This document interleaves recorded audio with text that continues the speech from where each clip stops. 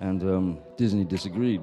For how long did they disagree? I mean, Well, until the film was done.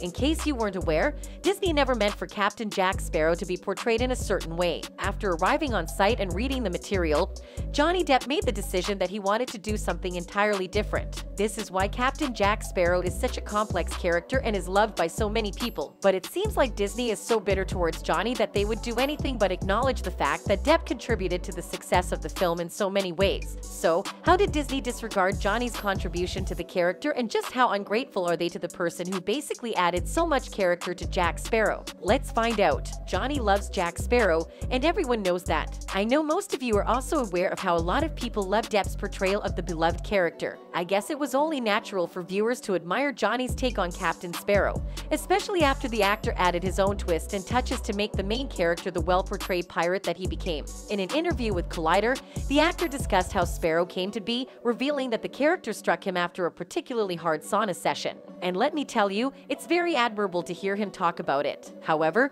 Disney is taking all the credit and doesn't want to share even a tiny bit with Depp. In the interview with Collider, Johnny expressed the process that was involved in making Jack Sparrow. He began by saying how the initial character design of Sparrow didn't appeal to him. In the original screenplay, Captain Jack was written as a swashbuckler pirate who swings in, sort of fights a little bit, and then swings out, grabs a girl. And that's it. I had different ideas for him. After that, the actor surprised the crowd and revealed how the current version of the pirate captain was born in his sauna. He elaborated and said, "So I cranked the sauna up to about 1,000 degrees and sat in there as long as I could until it started to affect me mentally. It was very, very hot, as was my brain. While you're in there in that kind of heat, you can't stand still. But the worst of it is if you move, it kills you." Surprisingly, the hot temperature gave him an idea about how Sparrow should be portrayed. In the same interview, Body language, I felt that he would, on a ship, he would be fine. I mean, the thing could be bounding away, but he would be fine. He's got his sea legs, but when he gets on land, he cannot get land legs. So therefore, he's a bit like that. And Disney disagreed.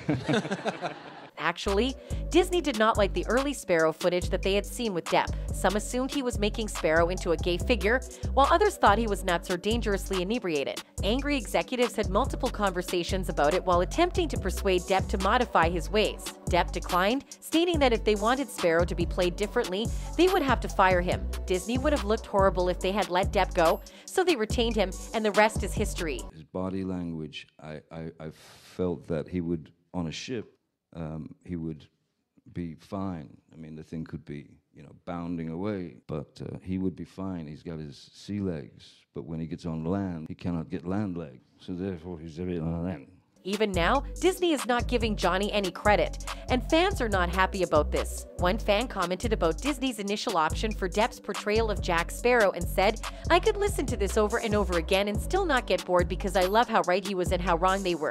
Another said, "If CJS had been played as intended, the film would have been written off as a confusing over-earnest and rather dull mess. No billions, no sequels. He gave the film the spark and depth it needed. Personally, I agree that if Johnny didn't act the way he did while being Jack Sparrow, the Pirate of the Caribbean franchise would be dull and lackluster. How about you? Do you think Disney should give credit where credit is due? Let us know in the comments below.